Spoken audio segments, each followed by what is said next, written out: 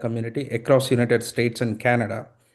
TTA operates as a non-profit, socio-cultural, and charitable organization that brings together individuals of Telugu origin, creating a strong, united voice for the Telangana diaspora.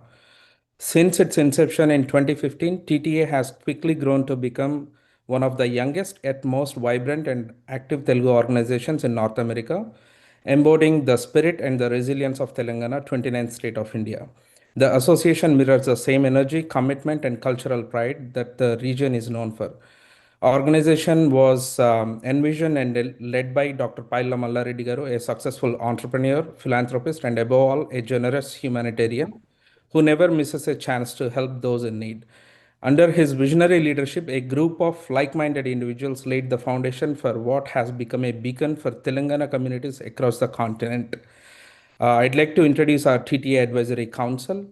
We have founder Dr. Pailla Mallareddy Garu and Advisory Council Chair Vijaypal Reddy Garu, Advisory Council Co-Chair Mohan Patlola Garu, Advisory Council Member Bharat Reddy Madadi Garu, and Advisory Council Member Srini Anugu Garu. And today we have President Navin Reddy Mallipeddu Garu on call. So Navinana, would you like to say a few words to the group here?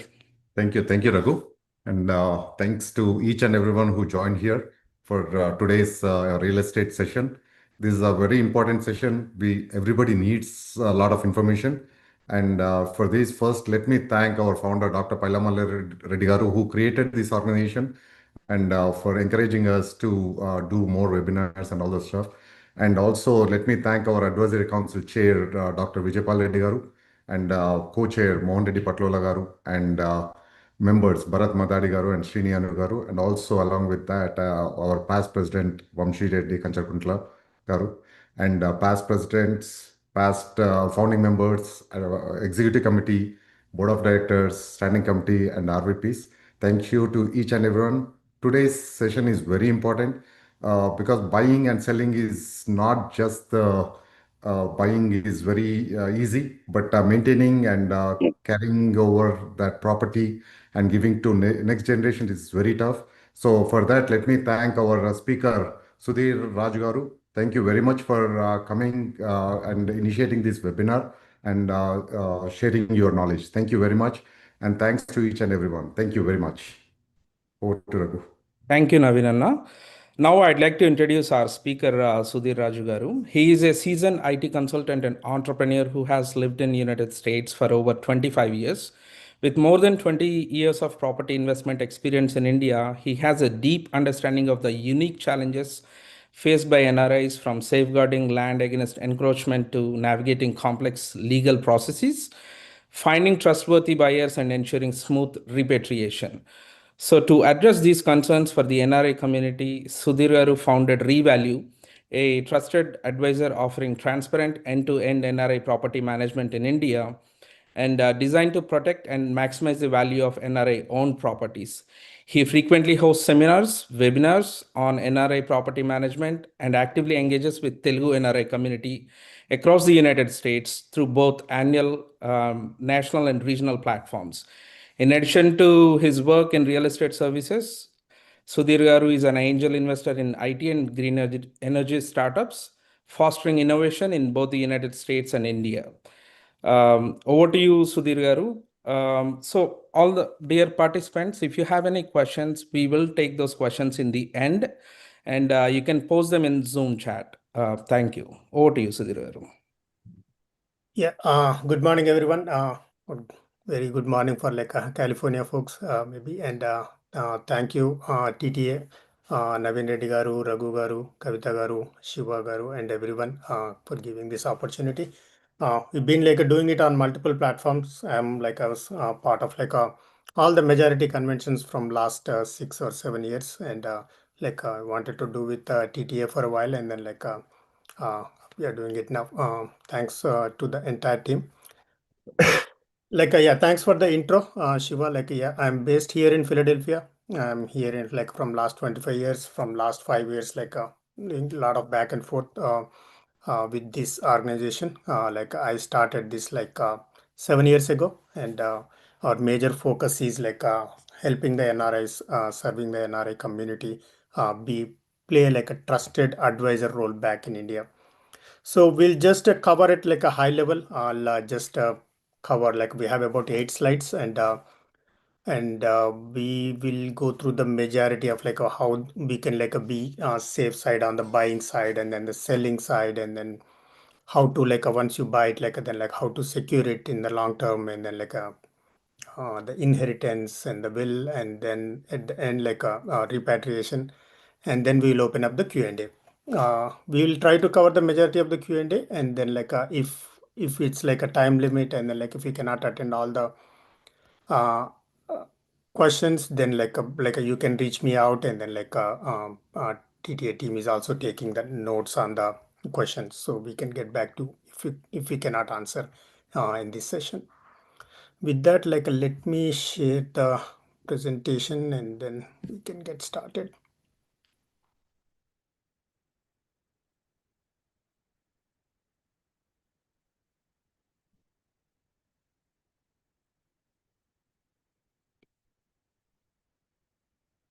Give me just a minute.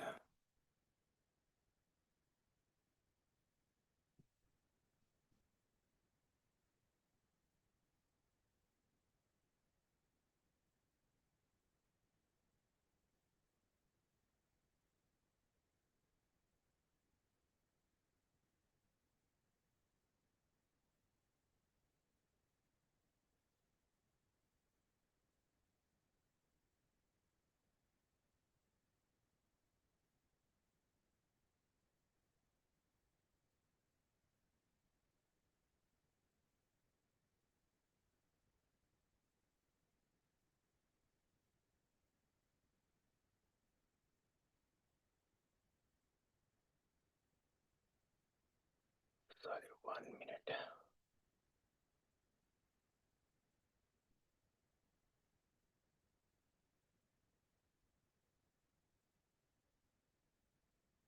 Can you see my screen or not yet? No, we are able to see your Yes, screen. we can see. We can see. Wait a minute. Switching from Windows to Mac, Mac to Windows. Give me just a minute.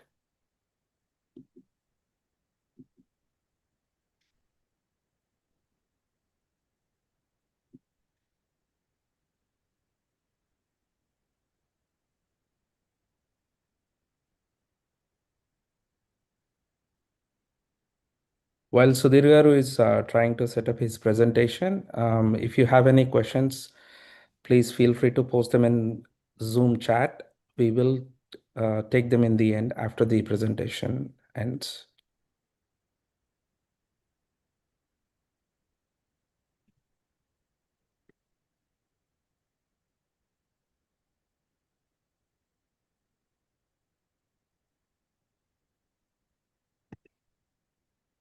So you can see it now?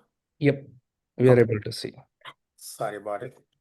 No problem. I think we are getting behind on the technology. Okay, so yeah, these are the webinar topics which I gonna cover it very high level.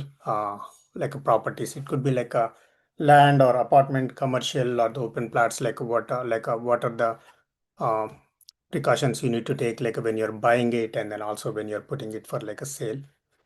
And then once you have the property, how you can secure it, and then how to do the risk mitigation, typically encroachment, and transferring the properties, when you have inherited properties, how you want to plan for it, and then even when you're buying, selling, what are all the things you need to take care of, and then will and estate planning, and then the repatriation, and then at the end we will open up the Q&A.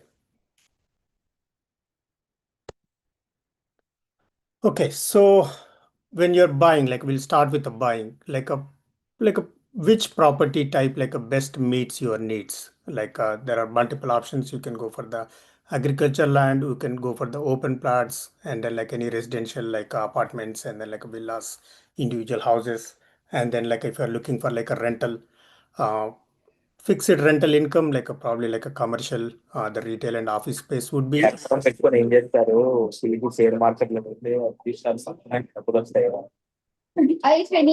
Even Could you? Okay. Okay. So like everyone it depends on like your needs. Initially the generation like when we started here in like year 2000 like we are buying more of like agriculture land and then like open plats.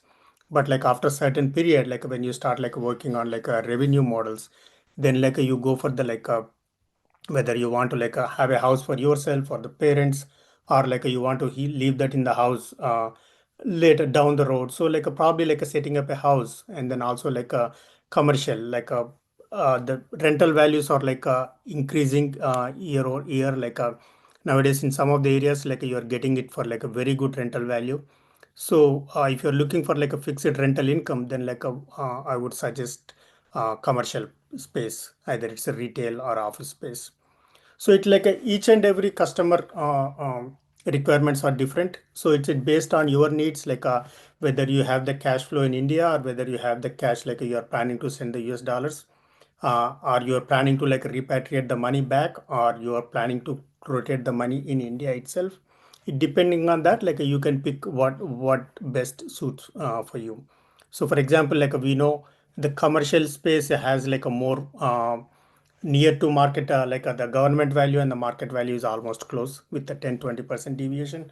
So where you have more of like a funds going from here, or more generated funds in India, then like probably you can go for the more residential and commercial. Where if you have more of like a cash rotation, then like probably agriculture land and the like open plats best suits your needs. So it depends on your requirement. Then like a pick like which one best suits for you.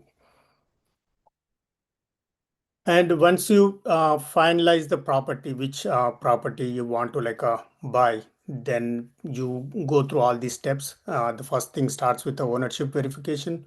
So the documents, if you are going for the agriculture lands, passbooks. So when you're starting exploring that like whatever the plat or the house or any other property you're looking at, get the complete list of documents. Like there could be some missing, there could be like some link missing. So make sure you get all the set of the documents. Don't rely on one person like who is your friend or who is your relative. Go through like a proper legal opinion or like a proper subject matter expert, so that like they can review each and every document, and then give the legal opinion. Based on that, you can make a decision. It's the same with the passbooks, because a lot of things like with the Dharani and then the new system you used to have the old passbooks and then the registration documents, and then you're getting the new passbooks. So if there is any disconnect between in these sets, then that gonna create a problem down the road. So make sure that you verify all the documents. If you are not familiar with the process, if you're not familiar with the terminology, get the a legal expert help. And confirmation of legal heirs. So this one a lot of properties owned by the grandfathers and the father, then it carried over to the next generation. So even within a single family, if, for example, if one of the spouse the father passed away and the mother or and the kids are trying to sell the property. So for that you need to make sure that that is following the standard protocol, and then there is no loopholes, because there are a lot of fraud happening even with legal heirs. They are claiming even other brothers sisters are there, but they are claiming a few people claiming just they are the only legal heirs. So you should be very careful in reviewing those documents.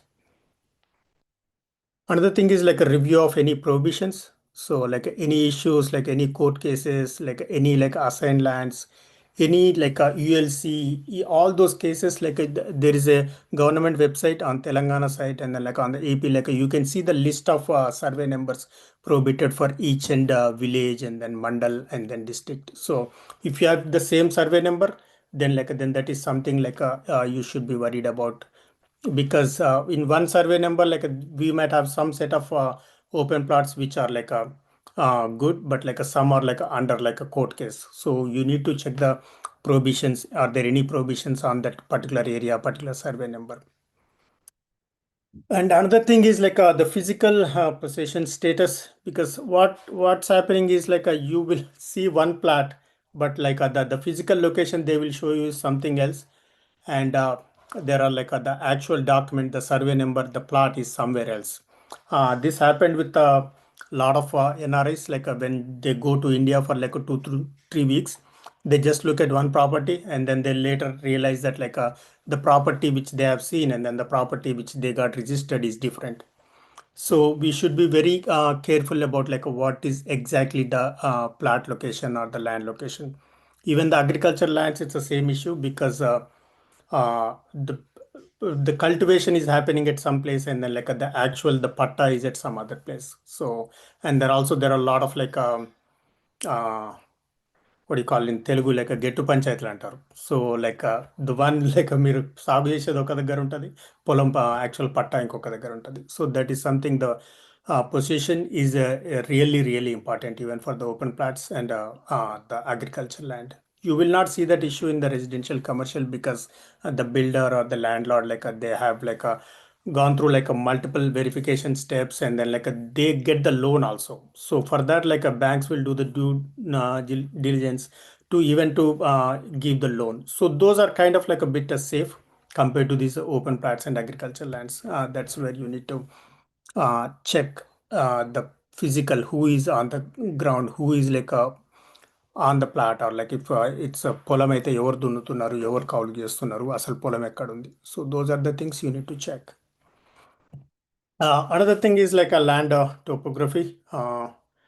This one like came into limelight with like a lot of hydra activity from last year because అందులో చెరువు ఉండొచ్చు, గుట్ట ఉండొచ్చు. They like all these like FTL buffer zones. There are like a lot of like a plots like which we bought in last 10-20 years before this like a HMDA and DTCP. Lot of these are like a Gram Panchayat layouts. If you look at any plots like which we bought like 10-15 years ago, even more than that, like our fathers, like a grandfather, like who are bought in this like last 30-40 years, majority of them are Gram Panchayat layouts. So they don't have like a మీకు proper roads కానీ then like you will not have any like a basic amenities. Lot of these plots like we get from like our clients, like our team goes and for the visits, they are in like చెట్లు పుట్టలు, you can't even identify those plants, and then like some of them literally are in like a చెరువులో like a FTL లో కానీ buffer జోన్లో కానీ actual చెరువులో కానీ ఉండడం. So it's a topography is a more important. So when you go to the site visit, make sure that like it's not nearby any lake or it's not nearby a nala, all those. So those are the things like you need to check like when you're buying.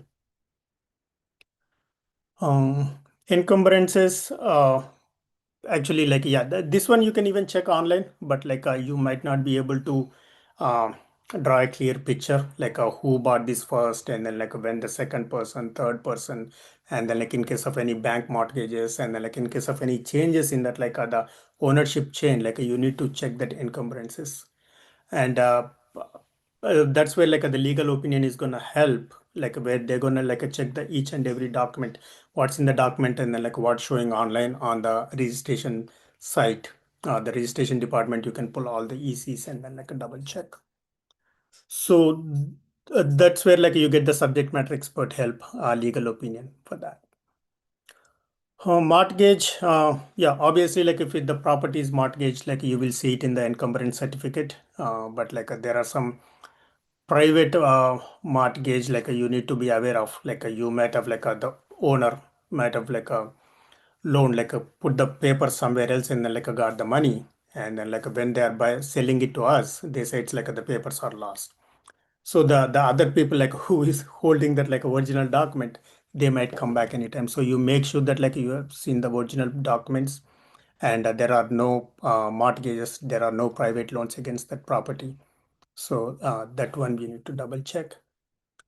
And then power of attorney, how you are getting the like the is it a general power of attorney or special power of attorney, like when that GPA was given and the person who gave the GPA is still alive or the person who took the GPA is still alive. So those kind of things like a unit like a if you are getting it from directly from the buyer, that it's good, but like in case of any power of attorney, make sure to go through that like dig deeper, who gave that power of attorney, whom they gave it to, how they're related, like are they authorized, because one thing I want to cover with the power of attorney is like that fraud happening with this power of attorney documents as well. Because I worked with a client like who has like about 35 properties.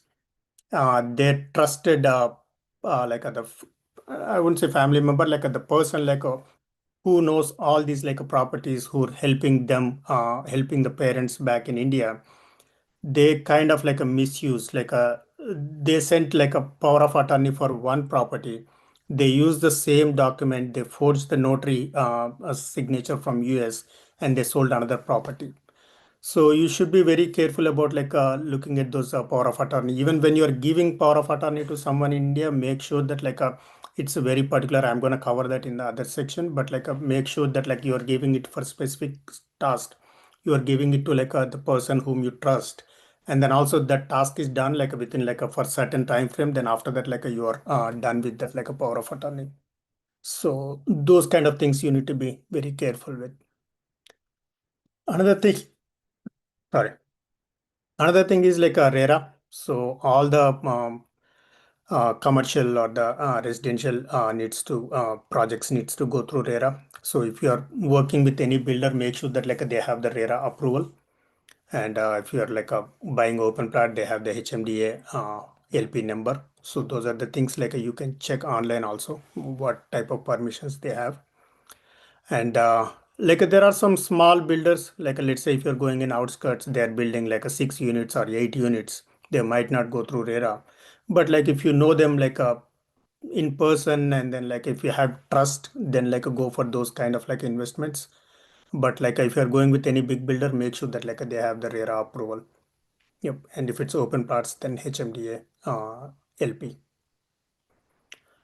With the Hydra, lot of like they're giving notices, and then like for example like a lot of lakes, like we are dealing with someone in like a Kukatpalli lake, and then like a Bachpalli notices, and then like they took the notices back in some cases. So if you are dealing with any property which is near to a lake, make sure that like you are not under Hydra radar, and then like those properties are clear. Either you own properties or whether you are buying the properties, make sure if they're any near to any like the lakes or nalas, and then like no other like the hydra radar or hydra guys are not roaming around in that property. Yep. Okay, I think yeah, when you're buying, like when you're going for the agreement, then I already covered few. So the owner, giant owners, who is selling it, and then like there are multiple owners, then like what is their like a legal authority, and then if one of the giant owner, and then if they're giving power of attorney, or if they are like passed away, and then like their legal heirs are doing it, like those are all the things you need to double check. And then payment schedule, have the payment schedule defined, and then like make sure both parties are sticking to that schedule. Accepted mode of payments, like this is where like the kind of repatriation topic comes in, like what kind of like how you're taking the transfers. And then also like if you're planning to repatriate the money back, then whether you want to get into NRI account, NRO account, so that like it helps you to show in the accounts that like this is the money you sent from US, and then like you're getting back to US. Those kind of like things will help on the mode of payments when you have the predefined plan where that money is coming into, and then where that money is going from. And the clear timelines, because the thing is like the market like in Hyderabad, or like if you go to any other areas in Telangana and AP, it's mostly controlled by the agents. Like sometimes you need definitely agent help to buy, find a good buyer or find a good seller. But like if that like the agent chain is also getting increased, then that's where we are getting into problems. So make sure that like you limit that chain, and then like make sure you have the clear timelines defined by buyer and seller. Okay, and so those are the buying things. Some of topics might overlap, but if it overlaps, then I'll skip through. But like when you're selling a property, so this is where like where majority of the NRIs need help. Like okay, you bought it like last 10 years, 20 years, or it's your inherited property, or you bought it with in partnership with someone. So how you wanna sell it? So before even selling it, like what kind of what precautions you need to take? I already mentioned about the encumbrance certificate. This is something you can check online. Like if you have the plot documents, you have the document number on top of your document. It says like the serial number and slash the year when it was registered. Let's say if I'm registered, if I bought a plot in 2005, and then I am the first one to go to the sub-register office on Jan 1st or Jan 2nd morning, I'll get the one by 2005. So if you have the documents, you can take that number and then you can go to the registration site and then you can check the encumbrance. Sometimes it will give you a lot of depending on the matching numbers and all that, sometimes it might give more information, but if you can sort it out to particular to your part, your document, then you should be able to see the chain. But if you see any suspicious activity with the same number, there is any recent transaction, then that's where things gonna get worst. So you need to check the encumbrance and then also inspect the site regularly. Like even if you are not there, one of your friend or one of your cousins or a family members, go to the site regularly. Otherwise, it will go. If you're if your plot gets noticed by someone who is looking for these encroachment options, then you don't want to become the target for them. So if you keep visiting them regularly, then they know that okay, the owner is here or the owner's family is here, they are visiting regularly, then then you will be safe in that situation. And when you're planning to sell, get the current market value from the trusted sources. Because what happens with the NRIs is generally we depend on a very few resources, some local agent or some our friend or cousin who tells the number. But and as soon as you land, within a day or two, the local agents or the other buyers, they come in and then they force you okay, yeah, we'll get the registration done in a week. Okay, here is advance. They literally put the cash on the table, the advance part, so that you can't say no to it. So before even getting into that situation, get the local current market value from the local resources, from your trusted sources. Get the rate range from multiple sources so that you will have an idea for which rate you want to sell.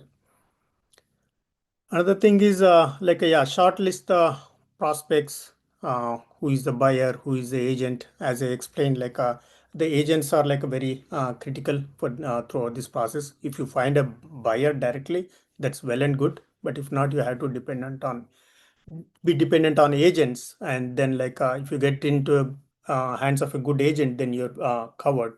But if it gets into some other things, then you're in problem. So a short list, who is the offers you have, who are the legitimate buyers, who are the agents, who can get the work done for you, and then see which one works best for you. When you make the agreement with the detailed terms and conditions, because what happens is you get the token amount, then after that you have to call them what happened, what happened. So make sure that you have the detailed terms and conditions, even with the penalty clause or the termination clause. Make sure that don't sign the agreement someone sent it to you, or someone handed it to you, someone stop by in the first week when you during your visit, and then you are trying to get it in done in a rush. So make sure that you follow all those precautions. Detailed terms and conditions, establish payment structure, typically 30 days or 45 days, depending on the sellers and buyers comfort level, then you both can come to an agreement. And if you're there in India, then you can do the registration there itself. But if you're coming back, then make sure that you give the power of attorney to a family member or a trusted person in India who can get the sale done for you.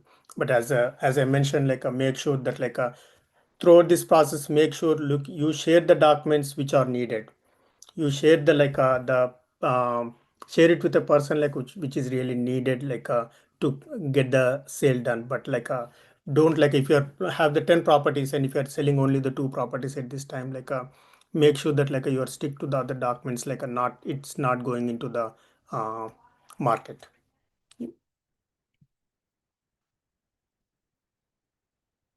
securing the property. So yeah, this is where like a majority of the questions also coming in. For like a residential, commercial, and then like the apartments and all that, like you should be fine with like not worry much about, like there are operational issues and then like getting the rent and then repairs and all that, but like at least like you are safe from the encroachments.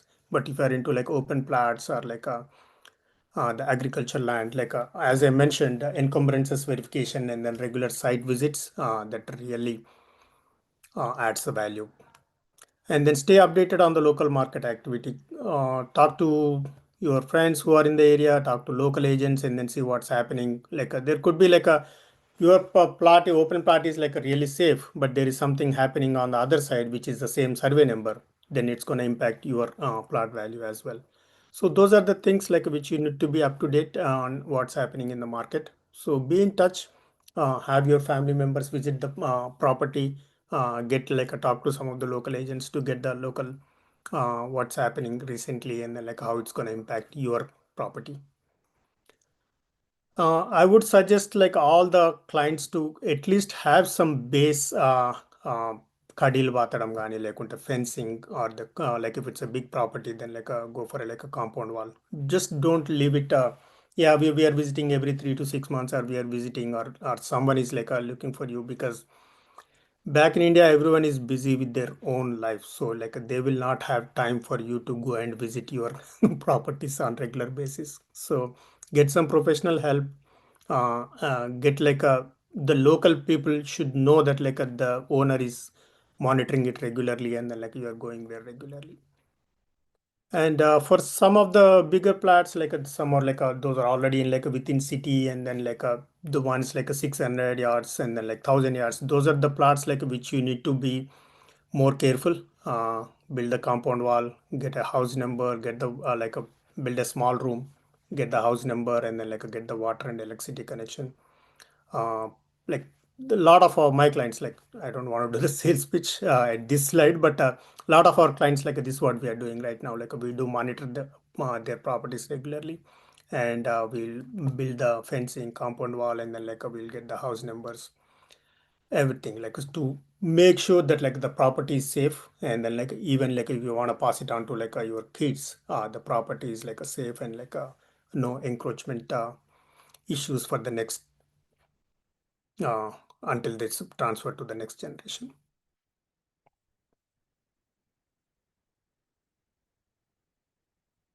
Okay, transferring inherited properties. 1 minute.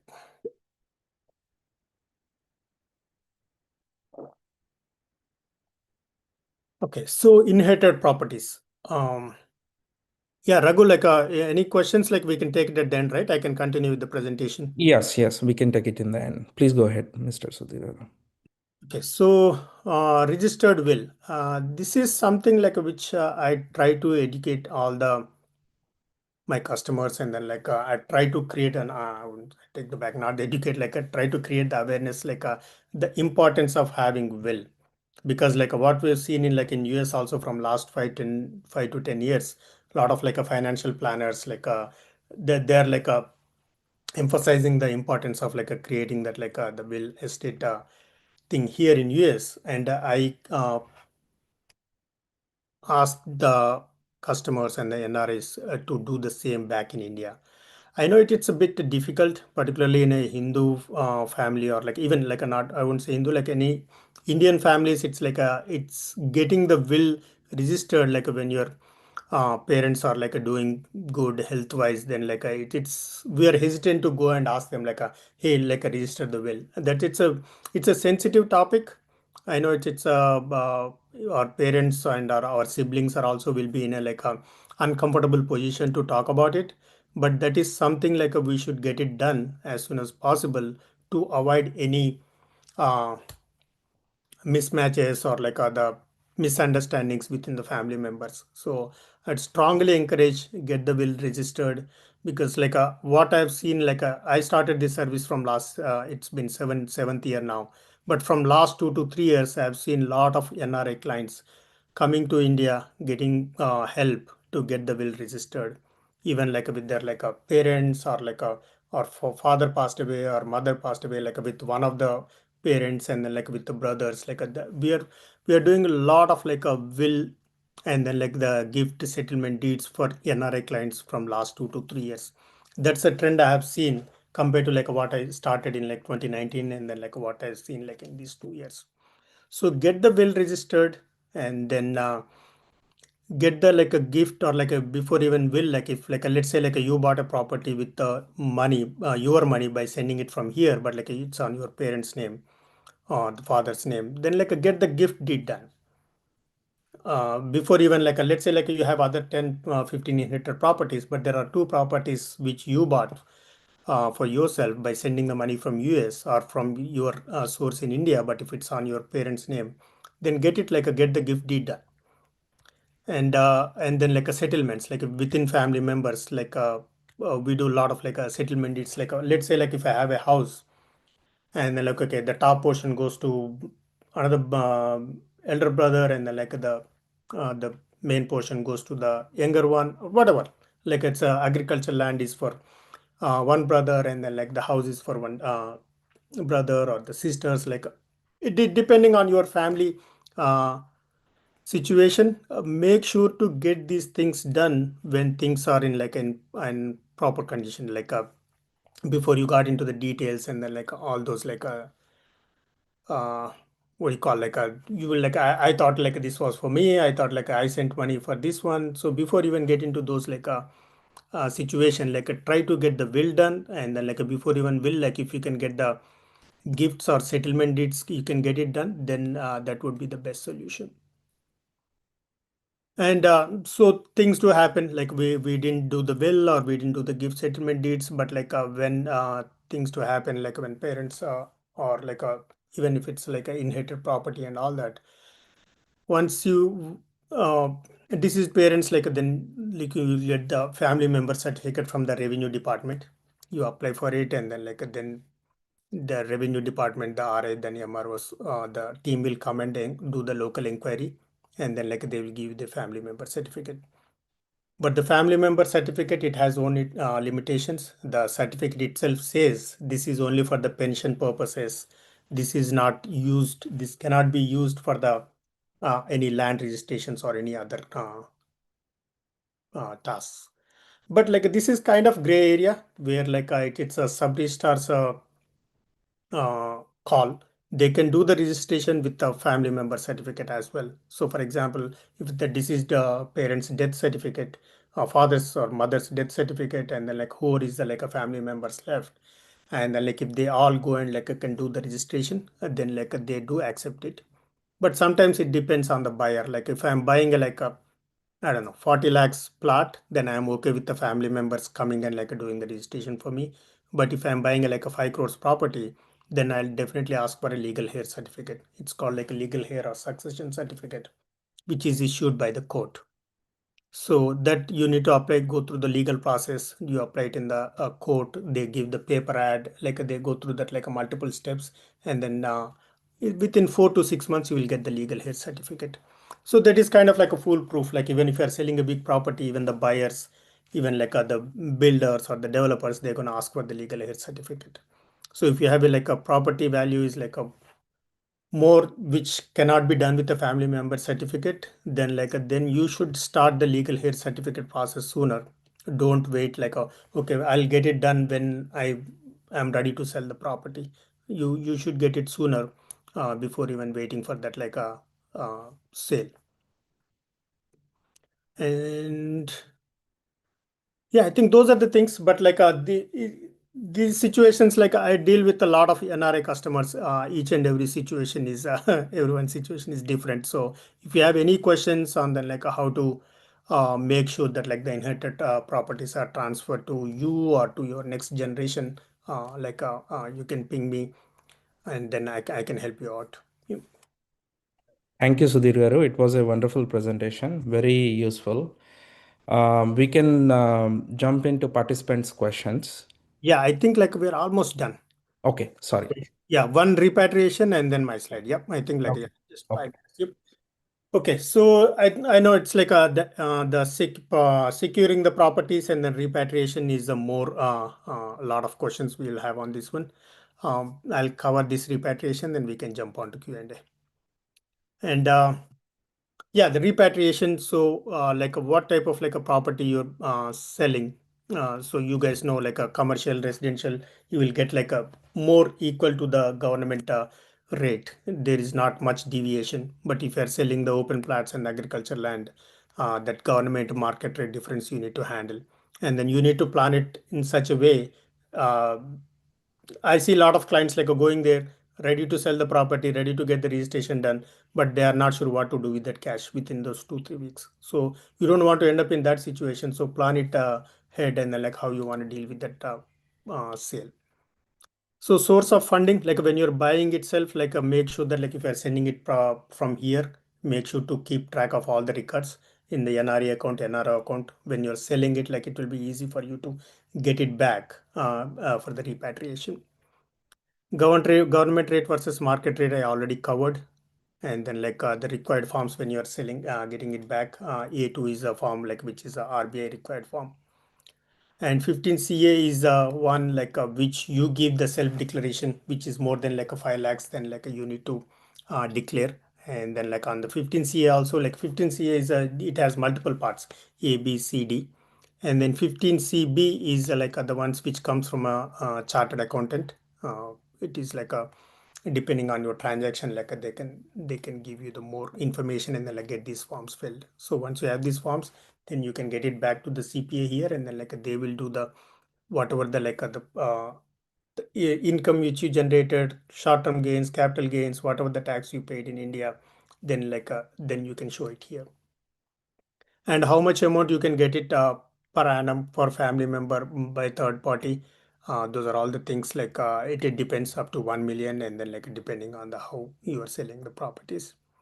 Sorry, I'm just like going through quickly on this one because repatriation is also different for each and every customer. But like those are all the very high level guidelines. But like if you have any additional questions, I can answer.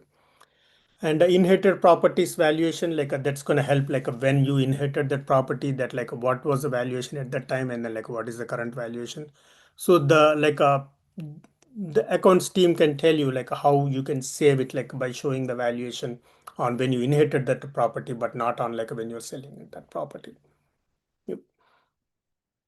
Okay, with that, like it's coming to end. I'll just give 2 minutes intro for myself, and then we can get onto the Q&A. So yeah, I started this company. I'm in like a US for last 25 years, and then from last 20 years, I've been doing the like a lot of like investments, buying and selling in India. Chala properties like we sold it without any problem. Some properties like we have to అన్ని తిరగని place లేదన్నట్టు. So like I understand the pain of like NRIs, like what are the unique challenges like NRIs face. So we try to like answer them, and then like we try to support them wherever we can. And we started in 2019. Our like initial brand was Secure My Real Estate, and then like this year we rebranded it. Like the company new name is Revalue, which is a shortcut for real estate value. And these are all the services we offer. We do site visits, monitoring, as I covered, like throughout the buying, selling process, we can help you. And then all the documentation, legal, registration, and accounting. And then we do the portfolio management, and then like we do the sales and then repatriation support. Our offices are based in like Philadelphia. That's where I'm based. And then like in Hyderabad, we have one in Narsingi and LB Nagar, and one in Silipuram. And one thing like I want to tell you is like we want to be your trusted advisor, and any need like you can come to me, and then like I'll see how I can help. And we don't do any sales pitch. We are not partnered with any builder, any developer. We will not ask you to buy any plots, or we will not ask you to buy any apartments or villas. We don't do any sales pitch. Yep. Yeah, Raghu, over to you. Thank you, Sudhir Garu. That was a wonderful presentation. We can take some of the participant questions. We have Jaya Garu asking, can US citizens buy farmland in India? And on to the related question, we have Surinder Garu asking, like, for US citizens, what are the provisions to buy land in India? Okay, it depends. Technically, the US citizen cannot go and buy like agriculture land in India. NRIs like means like if you are on like a H1, you can buy it, but like if you're a US citizen, you got your like a US passport and then like a OCI or visa. Technically, you are not supposed to. But like when it's the farm plots is a different question where they are like they are using that area like it's agriculture land, but like they are doing registration in like a square yards. So for 121 square yards is one gunta. So like Okay. they're selling 224, the 242, and then like those kind of things. It's kind of gray area unless until it's needed, unless until you see a value in it. I wouldn't suggest to go for any agriculture land farm plots registration. Okay. We have Surendra Reddy here who wants to ask you a question.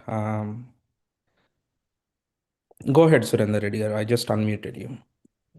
Thank you very much for the great session, so, Sudhir Bhai, and for arranging Raghu Bhai, and thanks for Navin Anna.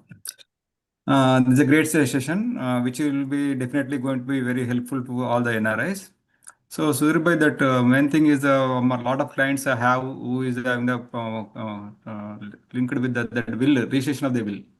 So Hyderabad area I'm covering. I need the help for the other areas. If I need, like we are going to connect with the offline also, but in the with respect to the interest of the other participants, I would like to know that services you are offering, right? Yes. Yep. Definitely. That registration of the will and mainly repatriation. A lot of my clients wants to bring the money back, and Yep. also the tax implication that there is not the fully 100% white money. So they when they sent that it become like if I for example 100K if I sent that become a 30K is a white money with 70K was the black money. When I am selling for the 2 crores and when I'm bringing back, so almost all 70% again black money only. So there is no options other than the putting in the same real estate in Yes. India, Yep. Reinvesting in India so that like you can. reinvesting. So that is a big challenge for the lot of clients. So I need help for the that kind of the support also. Definitely. Yep. Yep. Okay. Thank you, To Surendra. answer that Thank you. question Thank at very high level, Surinder Bhai, Yeah. like even if you are selling even in your situation or like the one which you explained, if you are planning to sell, if you are planning to bring the money back here, slowly convert into a like a property where you can get more into your NRI and more like NRA NRO account, so that let's say if you are selling an open plat, right? You are Yes. getting like a 30% of the government rate and then the 70% is the market rate. That one like I try to convert into like a property like where you can get more wide, where you can get like a more bank loans. So that will like Okay. eventually next year or the following year, like you can sell that property and then like bring that back. Sorry, like these repatriation things, like we can't talk on a webinar openly, but like Yes, yes, definitely. Yeah, it's this is a a personality, yeah, yeah, as individual, I but mentioned, just it's like to each make and sure. every case is different, but yeah, please call anytime and then we can discuss. You can, okay. Thank you very much for the team. We have Suresh Garu asking, are your services available around Vijayawada, Vizag, and Bangalore? We are based in Hyderabad and Hyderabad surroundings. We have few HNA clients in Bangalore and Vizag. We are trying to expand the teams there. But yes, we can help in Bangalore and Vizag. But Vijayawada, not yet. Okay. And we have Naveen Garu asking that he heard that recently buyer is deducting tax payable to government from seller. Um, if you could provide any insights on it. Yes. So, how it works is like this kind of gray area also. Let's say if you have Aadhaar and PAN, and then if that address is listed within India, Hyderabad, obviously India, right? Indian address, right? And then if you can sell the property as it is, even though if you're an NRI, it's a kind of like I would say technically you are in India and you are selling it, and then like you don't need to, you can get it done without mentioning that you are an NRI. But if you are an NRI, if you see it on the papers, then they have to deduct the 20% TDS and then give the rest to you, and then they have to report it on the PAN. So Okay. what people are doing nowadays is using the same Indian address, getting the registrations done. But it's a taxes, so you really can't say it. It's my advice, but you have to be a bit careful about it. Okay. But when you're sending the power of attorney, and then like if you have the US address listed, that is buyer's responsibility to deduct the amount and then give the rest to you. So you need to you need to talk to the buyer first and then make sure that like they don't create the problem in the last minute that like, hey, I'm gonna deduct 20% from your registration amount. So that is something like you need to talk to them upfront and then like decide. But Okay. technically they have to. Okay. And we have a question from Manohar Garu saying, as an NRI, what are the options to reclaim TDS after selling the property? What percentage of TDS or any other hidden charges? Reclaim the TDS. Like it depends. Like the our accounting team can help, or like Okay. when you bought the property, when you are selling the property, are they like a short-term gains or capital gains, and then like how much tax you paid for that, and then like if you can show that like that whatever the income you use, like whatever the amount you use to buy that flat, which is already tax paid money, and then the taxes are less, then like probably you can get it back. But like Okay. once you pay, like see the thing is like once you pay the tax, 20% is already deducted. It's very difficult to get it back. Even a lot of the documentation you need to provide, it's very difficult. So you try to cover it up in the first step itself uh, to reduce that. But once you paid, then it's difficult. Okay. But also it depends on it's each and every situation is different. So like we can give you the firm answer once you look at like your like a sale details, then we can tell you the exact give you the exact answer. Okay. Makes sense. And we have Kumar Garu asking, most of the Telangana revenue and GHMC sites are blocked from here in United States, probably based on country IP. Is there any workaround in accessing these sites? Probably he's talking about accessing GHMC website from here. Website is like, yeah, it doesn't work from here. Even like at the Telangana registration site also, sometimes it's yeah, I don't think like there is a workaround for that. Okay. You will ask someone in India to check for you, or like the way like we go to India and then like work for like a VPN from connect the VPN from here. Right. Want to connect a VPN from India and then like try. Yeah, like yeah, for the government sites, like yeah, that is the work. Okay. Okay. And he has another question. He says he recently learned that one has to pay property tax for open plots, lands too. Where do you find out details about it and how to make payments for any taxes that are due? There is a vacant land tax, VLT, you are supposed to pay to the municipality. But as I mentioned, this is also kind of like another gray area. Some people are paying for it, paying when they're going for the registration, when they're selling it or when they're buying it. But like when as long as you have open plot, if you're not doing anything, there is no system which enforces you to pay the vacant land tax at this point. Okay. But when you're going for the building permission or when you're selling it, then they will ask you to pay that tax. Okay. Makes sense. And we have Jaya Garu asking another question. She says, do we need Aadhaar card for US citizens to give gift deeds? And can US citizens get Aadhaar cards in India? Aadhaar card is a kind of like identity. It doesn't like prove like that you're a citizen over there. So like even if you're like a US citizen, if you go in India, technically if you go in India and then stay there for 6 months, you can get Aadhaar card. But Okay. like to support that, like what kind of like a documents you need to provide and all that, like that is a bit hassle. But technically, yes, you can. Okay.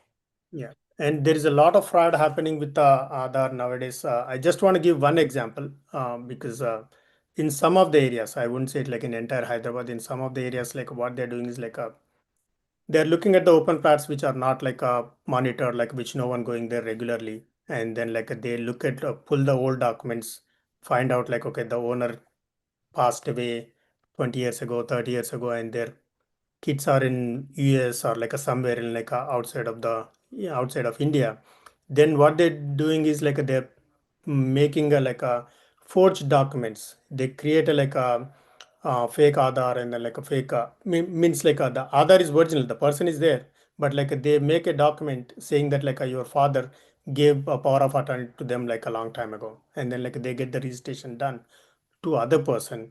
So all this kind of like interlinked, the like the other like but when it they find out like then it's a criminal the crime, and then like they all go to jail. So it happened with a few in few cases in Hyderabad where the sub registrar and then the document writer and the guy who prepared all this documentation and then the guy who he gave the Aadhaar card, everyone went to jail. So it's becoming very strict nowadays to get the Aadhaar if you are not around, if you are like coming from other country. But like technically, if you stay there, then you can get it. Okay. Makes sense. And Vinod Garu is asking, can we put Indian rentals to United States LLCs? United States LLCs. Probably like, And but probably that's some accounting question. I can check that with my team and then get back to you on that one. okay, okay. And we have someone asking, do you do property management in Hyderabad, like collecting rents, maintaining property, and help in evicting current tough tenants? Yes, we do property management. We do it in like primarily we are doing it in the financial district, high tech city area where we have like a more requirement, and then also some of the NRI, majority of the NRI properties are there. It's like it's difficult for us to go to like manage a like a apartment in Khammam or Warangal, but like in Hyderabad, yes, we do. Okay, And then, yeah, the tenant, like we can provide the legal support. We can help you with the contacts we have in the administration, either it could be police department or the revenue registration. We will see how we can help. But it's not like we're gonna go out there and then like pull him out. But like legally, whatever is possible within our reach, like we can help. okay. And we have Vilas Garu asking, right now real estate market is slow in India. What is the general suggestion to invest in either in USA or back home in India? Vilas. Okay. Uh, yes, market is slow. It's from last 2 3 years. It's slow. I wouldn't get into the government discussion and all that. I think like I would see it as a like a correction because it went to peak and then like now it's kind of settling down, and then like probably it will start pick up at some point.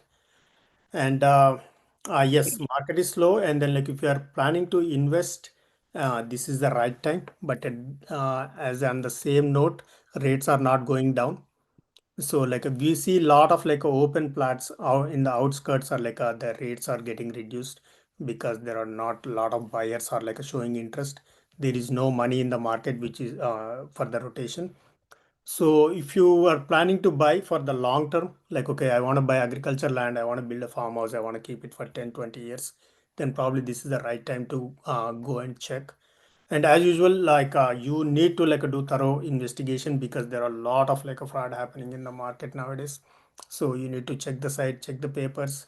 But yeah, I think if you get a good deal, I think like this is the right time to invest. That's what I would say. And I can't comment on the US market. Okay.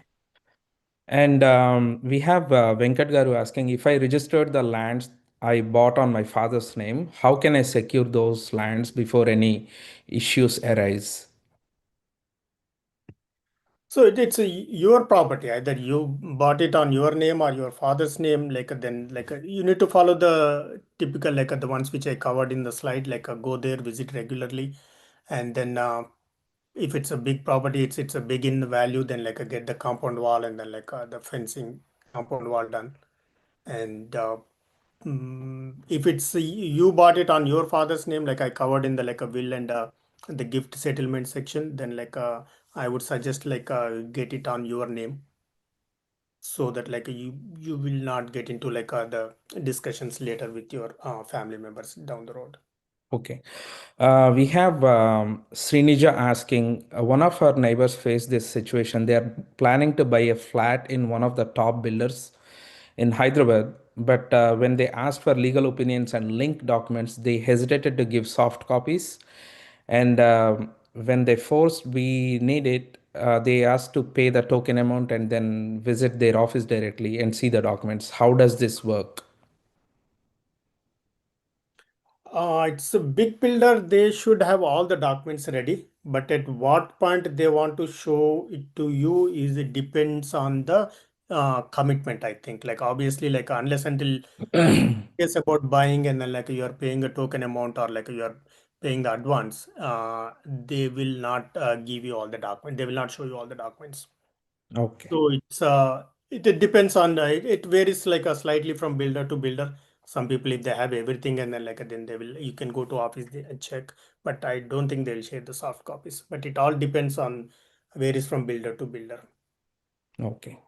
And And one point I would like to make is like if you are doing the project in such big scale, they will have majority of the like the link documents and the legal opinion everything covered because they will go for the huge bank loans, and then like a majority of the buyers also goes for the bank loan. So I wouldn't think that's an issue that like there is something they want to hide, because majority of the customers are going for the bank loan, then the builder itself himself going for the bank loan, then we should be okay with that. okay. And we have a couple of folks asking what are the charges for your services, especially for site visits and monitoring services. Do you want to comment on that here, or do you want them to reach out to you separately? I can give a quick update. Yes, our basic service starts from $199 per annum for one plot monitoring. We go to the site every 3 months. We check the EC every month. Go to the site every 3 months. We'll share the photos, videos, what is happening in the local market, what is the current ongoing price, are there any recent sales. So we do that. That is our basic service. That's where we have that price tag of like a $199. But all the other services are customized. It like it depends on your needs. For some of the plots, like we go there like every month, not every 3 months. Some of the plots we even put like the CC cameras and watchmen and all that. So yeah, security wise, like that is a base plan, but like depending on your needs, like we can help you out. Okay. And we have Sravanti Garu asking, if my parents transfer the land on my name through gift deed, do I need to show the land information in my tax return in USA? Do I need to pay any taxes? If you are getting the property, then you don't need to. But like if you are selling it and then like if you are getting income out of it, then you have to report. Okay. I think we reached the end of the question, Sudhir Garu. So participants, if you have any more questions, definitely please reach out to Sudhir Garu. We have his phone number and his email address on the last slide. So please definitely reach out to him. We can conclude now. Thank you, TTA founder Malla Reddy Garu and TTA Advisory Council Chair Vijaypal Reddy Garu, Co-Chair Mohan Patlula Garu, Member Bharat Reddy Madadi Garu, and Member Srini Anugu Garu, and TTA President Naveen Mallipedi Garu, and immediate past President Vamshi Reddy Garu. And thank you, Sudhir Raju Garu, for making time and speaking about the session. Thank you, Shiva Reddy Garu, our General Secretary, Kavita Reddy Garu, our Executive Director, Sushant, Social Media Director, for helping with the logistics. And thank you for all the Executive Committee, Board members, Regional Vice Presidents, RCs, TTA family members for joining this call. Thank you, Raghu. Thanks, everyone. Yeah, any questions? Yeah, please feel free to call me anytime. Thank you. Thank you.